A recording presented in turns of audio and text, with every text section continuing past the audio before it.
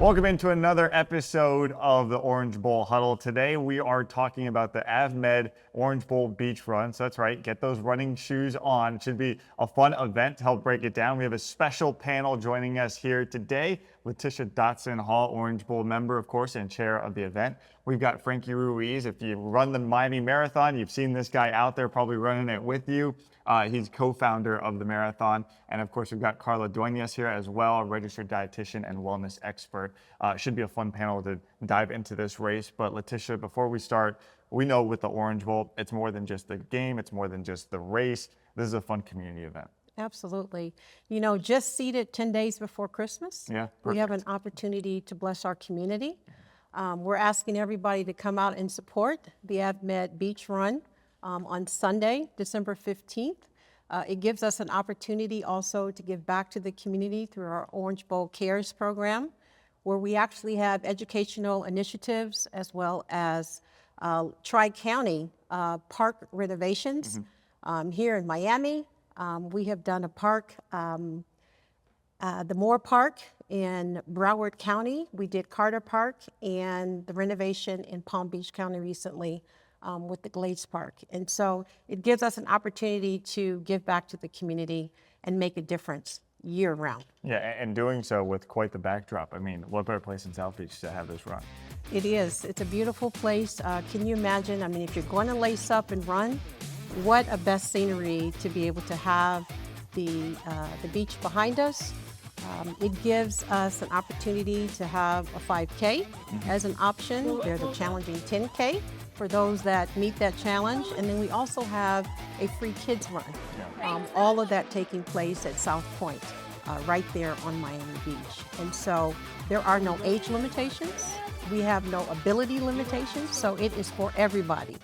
There's live entertainment, there's music, but most importantly, it gives us an opportunity to give back to the community. And it's December, so it's a great time of year, so it won't be too hot. But when do the races kick off? The races kick off at 7:30 a.m., so that means you gotta set your alarm clocks before. We do open on-site registration at 5:45. We do accept on-site registration, so those who decide to wait to the last minute, there is a space for you, and we do welcome you to come and participate. Again, it's not just about the run, but it's about giving back to the community and allowing us to make a difference. All the finishers will receive a finisher medal, which is a beautiful keepsake to as a milestone of the event. We get t-shirts. We also will have awards and medals for those who are top of their finishing. So we're excited and look forward. Registration is open, so no excuse now. orangebowl.org/beachrun. Thank you, AvMed, for the opportunity to be able to bring this event to our South Florida community. Yeah, it should be exciting. Now, before everyone starts stretching, Frankie, can you tell us a little bit about the course itself there on the beach? I mean, it's not going to be on the sand, so that's good to know. Everyone hears beach run and Yes. and they think something else, but no, it's not on the sand, so it'll be out of South Point Park, an out and back route, fairly fast. It's nice to be on the beach early morning in December. You got your aid stations, and you've got obviously your big finish line celebration, and like you mentioned, a medal. But yeah, it's out and back, so pretty simple, in that regard. So those that don't know, 5K is 3.1 miles, and a 10K is obviously double that, a little over 6.2 miles. So pretty straightforward in that sense. Pretty straightforward, but if you're getting ready for the Miami Marathon, which I think is about a month after, this is a good little tune-up for you if you want to prepare for that? Yeah, I would challenge folks, if they are getting ready for the marathon, to consider the 10K. If they're getting ready for the half, definitely the 10K also is a great distance because it's not offered very often in Miami. I think there might be 2 or 3 other races in the area that get to that distance. So if you have an opportunity to do a 10K a couple, about 4 or 5 weeks before the marathon, definitely this is your shot. It gives you a great dress rehearsal. You're gonna need some nutrition, which I'm sure Carla will talk a little bit about. So there's all things that you're gonna do ahead of the Miami Marathon and half as well. So and then there's a link. I don't know if you know this, but the Orange Bowl has history in the marathon, early beginnings in the 70s and 80s here in Miami. So you can say like you're part of the history of the Miami Marathon by running the 5K or 10K here with us. That's cool. So if you want to be a part of history, I mean, it's December, but Miami, I mean, it could be 100 degrees. You never know when. So what would be your advice for runners getting ready for this race? I mean, I definitely would program some of your workouts or your runs at the same exact time, waking up maybe a good hour and a half before to make sure, and she'll probably tell you a little bit about that, but make sure your nutrition leading up to it is in check. But you definitely kind of want to use it as a sort of a dry run. Yeah, well, Carla, let's get to that. So if you are preparing for a 5K, a 10K, what's the best way nutritionally to get ready for these things? I mean, the number one advice I share with runners is never try anything new, because you never know how you're going to react, especially on race day. But preparing comes down to really what you eat the 2 hours, 3 hours before leading up to it. So for people, what I would recommend is have a light dinner. You don't have to carb load. A lot of people don't know this, but our bodies have enough energy to fuel for 90 minutes or so, which most people would finish a 10K around that time. So the carb loading is more about just not being stuffed or too heavy to have a good night's sleep. Focusing on easy carbs, rice, pasta, things like that. And then the morning before, I know that waking up at 4:35 is tough, but it would be great to get in some fuel in there, whether it's fruit. I love to recommend people oranges, watermelon, grapes. Juices are ideal because it doesn't require a lot of digestion. Or if you're used to eating something simple like toast or oatmeal, that could work too. But again, try it before. You gotta give it a few weeks before the race to put that strategy in place. So no pancakes in terms of carb loading beforehand? You could do like 1 or 2 maybe pancakes if you tried it before. Just not too much, not with the whipped cream, not with the eggs and bacon. I would leave that for after the celebration. Perfect. Yeah, that's your reward at the end of it. Exactly. But in terms of hydration, I mean, that's got to be important for this. How would you go about doing that?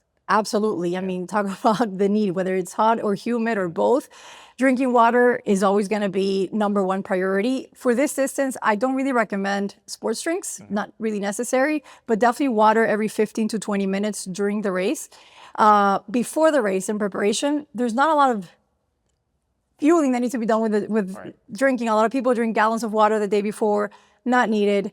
One of the tips that I can share, especially, is besides drinking water, is pouring water on your body, because with the humidity, that sweat doesn't really evaporate, but we still need to cool down. So throwing water on our skin, on our head, putting some ice in our sports bra or shorts, that does wonders in this hot, humid weather and can get you across that finish line in a much better mood and state. You'd be a little happier across the finish line. Definitely. Anything else you can do during the race to make sure you're staying healthy and safe?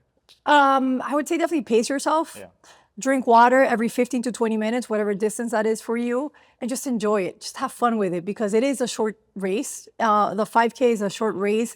The 10K, it's actually my favorite distance. It's long enough for a challenge and then short enough where you can really enjoy it.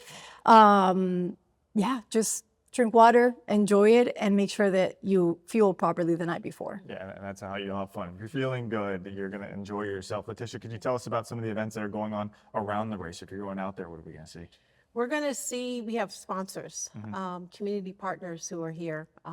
For some of the adult libations later, there will be some Tito's and mulatto, at the end, once you complete the race. Thank you. Wait. When they're running and they're handing out the cup? It'll just be water. It'll just be check. water. But just check the refreshment station after, Okay. and there will be some refreshments for you as well. And it is about having fun. The whole family can come out, walk, run. Those that actually just come out and support their family members, they still can reap the benefit of participating in the event. The fun part also is we're asking people to wear their college shirts. Support your teams. I mean, I know you're a Knoll, I'm a Knoll, so maybe we'll be garnet dressed gold a out lot. there. There we go. But we do, because again, there's such, esprit de corps when you have others from your same college to be there, and you can cheer each other on, as well as some of the rivals that will be there as well. So it's all good. But we just want people to be able to come out and support, have fun, but also help us to make a benefit to our Orange Bowl Cares program. Well, sounds exciting. I can't wait. You know where to find me after the race. Okay. Libations tent. I'm just proud I made this whole thing without talking about Berlin, Columbus. We don't have to do it. We'll keep this to a friendly rivalry. Frankie, thank you so much for all you do with running here in South Florida. I appreciate it. But to our entire panel, Carla, LaTessa, thank you so much for all the info. December 15th, again, is this right? It's going to be a fun month of December. And even into January here with the Orange Bowl, so many things going on, the committee and everyone putting on these events. It's, you know what, that just puts another bow on another episode of the Huddle here. Very good. Yeah, Well, so we hope to see you all out there. I think I'm going to be out there. registration's open. I think. Well, Make plans. But I think I'll be out there. I think I'll run. If not, I'll be hanging out with be out there. You'll just be out there. We'll You'll just be out there. Be I'm out showing my support. You guys are doing great. You guys are doing great. But thank you guys so much for Thank joining you. us here today. And thanks to you at home for watching another episode of the Orange Bowl.